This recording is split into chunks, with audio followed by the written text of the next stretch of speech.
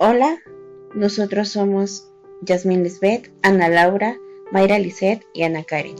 El día de hoy aprenderemos a resolver un circuito en estado sinusoidal permanente, con amplificadores. Este problema fue obtenido de la serie 9 de la materia de circuitos eléctricos de la Facultad de Ingeniería de la UNAM. El problema es el número 24 y dice lo siguiente. Con base en el circuito mostrado en la figura 24, obtenga su función de red en términos de la resistencia R1 y R2, de la capacitancia C y de la frecuencia angular omega. Si se desea que su función de red tenga un valor V0 entre VI igual a 5, ángulo de desfasamiento de menos 1.914, que la capacitancia sea C igual a 1 microfaradio y que la frecuencia de la señal de entrada sea omega igual a 500 radianes sobre segundo, obtenga los valores de R1 y R2. Usando resistores con los valores de resistencias obtenidos en el inciso anterior y empleando una fuente sinusoidal con un voltaje de 2 volts de amplitud y con la frecuencia solicitada, dibuja en Proteus ISIS el circuito RC con un amplificador operacional y determine con ayuda de un osciloscopio o de una gráfica analógica el valor numérico de la función de red. Bien, lo primero que tenemos que hacer es establecer qué es lo que nos pide el problema. En este caso son los valores de la resistencia R1 y R2. Después, identificar los valores que nos está dando.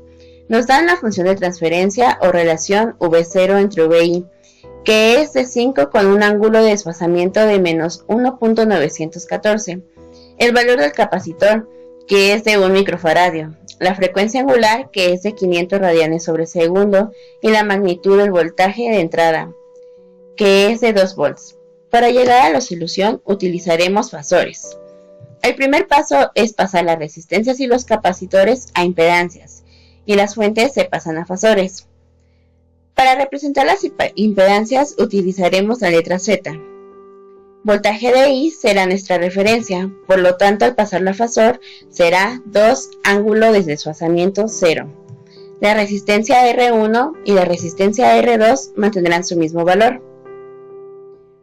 Cuando pasamos un capacitor a impedancia, tenemos que hacer la relación 1 entre J por omega y por el valor de la capacitancia, donde J nos indica que se obtendrá un número imaginario. El omega para el ejercicio es de 500 radianes sobre segundo y el capacitor es de 1 microfaradio.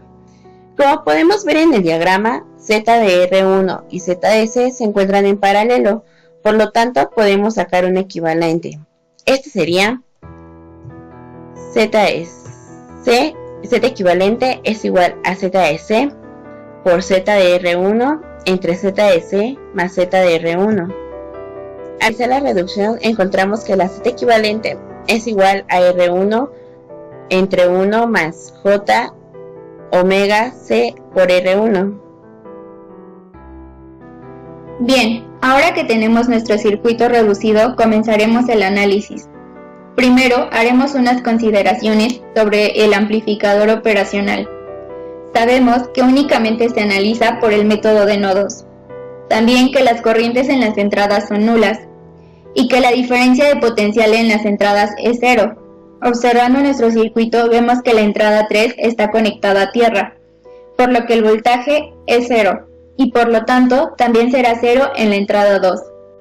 Dicho esto, nombraremos la entrada 2 como el nodo A y propondremos una corriente I1 que circula por nuestra impedancia equivalente y que entra al nodo A, y una corriente I2 que circula por la impedancia ZR2 que sale del nodo A. Analizando dicho nodo tenemos que I1 es igual a I2. Ahora expresaremos las corrientes en términos de los voltajes nodales. Sabemos que es el nodo de mayor potencial menos el nodo de menor potencial sobre la impedancia. Por lo tanto, I1 es igual a VI menos 0 entre Z equivalente e I2 es igual a 0 menos V0 entre ZR2. Simplificando, tenemos que VI entre la impedancia equivalente es igual a menos V0 entre la impedancia ZR2. De esta ecuación despejamos nuestra función de transferencia y nos queda que es igual a menos ZR2 entre Z equivalente. Sustituimos las impedancias correspondientes de ZR2 y Z equivalente que obtuvimos previamente Y luego aplicamos ley del sándwich, desarrollamos el producto del numerador y finalmente multiplicamos por el signo negativo que tenemos y así tenemos nuestra función de transferencia. Como sabemos, el objetivo no era obtener la función de transferencia, sino los valores de R1 y R2, pero nos será de utilidad para llegar a ellos. Recordando, como dato nos habían dado el valor que debe tener la función de transferencia. Lo que haremos será pasar ambas funciones a su forma binómica e igualar sus partes reales y sus partes imaginarias para así obtener un sistema de ecuaciones y al resolverlo encontrar los valores requeridos. De la función que obtuvimos únicamente separamos la parte real de la parte imaginaria, y como el valor numérico de la función de transferencia está en forma polar, usaremos las ecuaciones de transformación para pasarlo a forma binómica. Sabemos que la parte real será igual a 5 por el coseno de menos 1.914 y la parte imaginaria a 5 por el seno de menos 1.914. Ahora sí, igualamos la parte real de cada función y nos queda lo siguiente. 5 coseno de menos 1.914 igual a menos R2 entre R1. La llamaremos ecuación 1. Después igualamos las partes imaginarias y obtenemos que 5 seno de menos 1.914 es igual a menos la frecuencia angular por la capacitancia por R2. La llamaremos ecuación 2.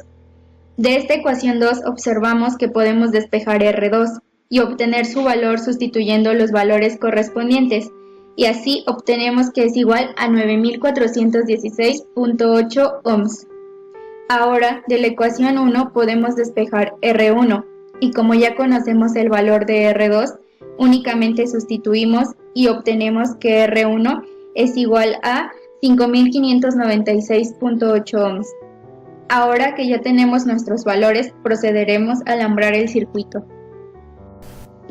Para poder visualizar nuestro voltaje de entrada y nuestro voltaje de salida, utilizamos los siguientes materiales. Un capacitor de 1 microfaradio, una protoboard, diferentes arreglos de resistencias, ya que las resistencias obtenidas en el problema no son comerciales. Utilizamos un osciloscopio para poder ver cómo era el voltaje de entrada y el voltaje de salida. También utilizamos un generador de funciones. Utilizamos diferentes cables como son el banana y el banana caimán. Una vez armado nuestro circuito en la protoboard, empleando la fuente sinusoidal con 2 volts de amplitud, una frecuencia de 79.58 Hz y un voltaje de polarización de 10 volts, se puede observar que la señal de salida se ve deformada. Lo podemos atribuir a que el amplificador ha llegado a la saturación. Esto quiere decir que la ganancia en la entrada es muy grande, o porque tenemos muy poco voltaje de polarización. Aumentando el voltaje a 15 volts, observamos que la señal de salida es la deseada. Para la simulación en Proteus Isis utilizamos una fuente sinusoidal B-Sine con una amplitud de 2 volts y una frecuencia de 79.6 Hz. También utilizamos 3 resistencias genéricas de 5596.91, de 9416.8 y de 10.000 ohms respectivamente, un capacitor genérico de 1 microfarad, un amplificador TL081 al que suministramos 15 volts. En la entrada 4 la polarización es negativa y en la entrada 7 la polarización es positiva. Los 15 volts se deben a la saturación que se pudo observar en la gráfica del osciloscopio. Para el voltaje de entrada y salida utilizamos 2 puntas de prueba y para poder observar el comportamiento de estos nos ayudamos de una gráfica análoga. En ella podemos observar que la entrada tiene un voltaje pico de 2 volts, mientras que la salida es de 10 volts. De la gráfica también obtenemos el ángulo de desfasamiento, el cual es de 2.01 radianes.